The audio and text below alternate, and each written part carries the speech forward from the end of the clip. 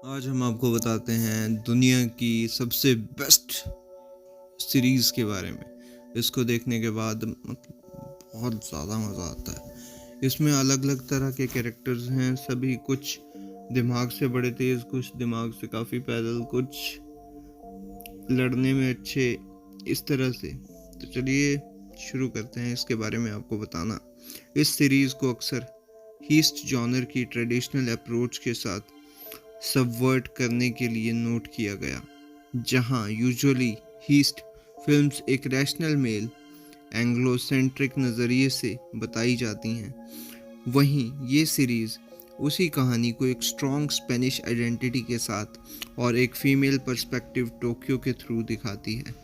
Producers के लिए ये कल्चरल आइडेंटिटी सीरीज़ की पर्सनैलिटी का एक इम्पॉर्टेंट हिस्सा थी, क्योंकि इसे कहानी ज़्यादा रिलेटेबल हो गई व्यूअर्स के लिए।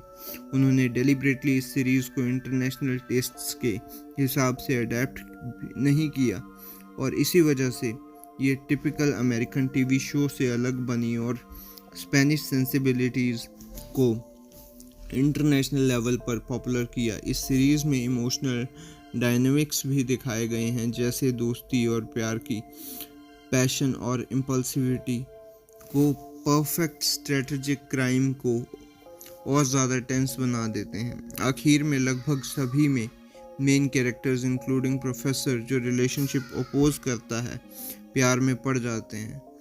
इसी वजह से सीरीज़ को टेलेनोवेलास से कंपेयर भी किया जाता है। कॉमेडिक एलिमेंट्स भी हैं, जो कभी कभी बैक टू फ्यूचर या ब्लैक कॉमेडी जैसे लगते हैं, जो हीस्ट की टेंशन को ऑफसेट कर देते हैं। इस सीरीज़ में एक और मेजर सब वर्जन ये है कि हीस्ट डायरेक्टली ओपनिंग क्रेडिट्स के बाद शुरू हो जाती है, बिना इस पे ज़्यादा टाइम वेस्ट किए कि गैंग कैसे इकट्ठा होती है।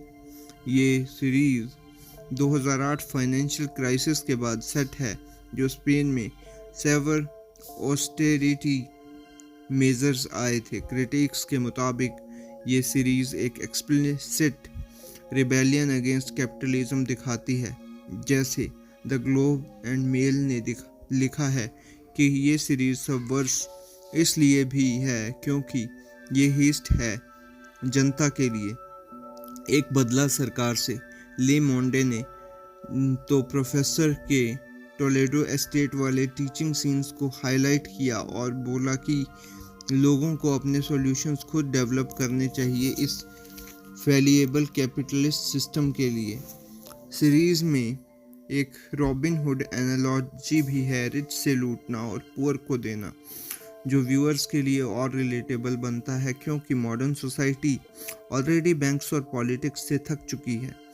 पर एस्क्वायरे की मिएरा मुलोर ने कहा कि ये रॉबिन हुड एनालॉजी सिर्फ एक डिस्ट्रैक्शन स्ट्रेटजी थी रॉबर्स की तरफ से, क्योंकि पहले तो उनका प्लान बिल्कुल ही नहीं था कि पैसा यूज़ के आम लोगों के लिए लाइफ को इम्प्रूव कर सके। इसीलिए उन्होंने ये भी बोला कि पार्ट 3 में रॉबर्स के लिए जो मास फॉलोइंग दिखाई गई वो समझ नहीं आती, इवन अगर वो इकोनॉमिक और पॉलिटिकल इनजस्टिस से परेशान लोगों के लिए एक चैनल भी बन जाए।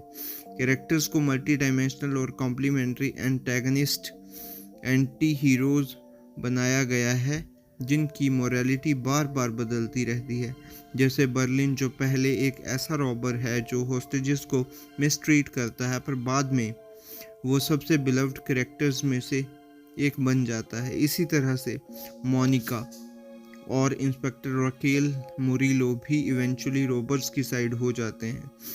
हफिंगटन पोस्ट के गोंजाल्विस के हिसाब से शुरुआत में ऑडियंस सोचती है कि रॉबर्स एविल हैं क्योंकि वो क्राइम कर रहे हैं, पर जैसे जैसे सीरीज़ आगे बढ़ती है, ये फाइनेंशियल सिस्टम को असली विलेन बना देते हैं और रॉबर्स को एक एथिकल जस्टिफिकेशन मिल जाती है कि वो एक ओवर पावर्ड थीफ से लूट रहे हैं। और इंस्पेक्टर सिएरा प्ले करने वाली नजवा निमरी ने बोला कि विलेन को ह्यूमैनिटी दिखाना सबसे कॉम्प्लेक्स काम होता है।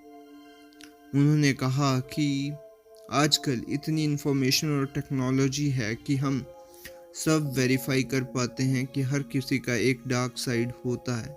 सीरीज ऑडियंस पे छोड़ देती है कि डिसाइड करने के लिए कि कौन अच्छा है और कौन बुरा, क्योंकि कैरेक्टर्स अलग अलग पॉइंट्स पर रिलेटेबल भी होते हैं और इमोरल भी होते हैं। पीना ना कहा कि पीना ने कहा कि व्यूज़ को बदलते रहते हैं कि एबिलिटी ही सीरीज़ को एडिक्टिव बनाती है और उसकी सक्सेस का रीज़न भी यही है। तो दोस्तों, ये सारे के सारे व्यूज़ जो हैं ये इस वेब सीरीज़ के बारे में हैं लोगों के, और मेरा भी ऐसा ही व्यू है कि ये जो वेब सीरीज़ है ये एक बार तो देखी जानी चाहिए यार। तो ये था मेरा रिव्यू। मैं मिलता हूँ आपको किसी और मूवी के रिव्यू के साथ, तब तक के लिए बाय।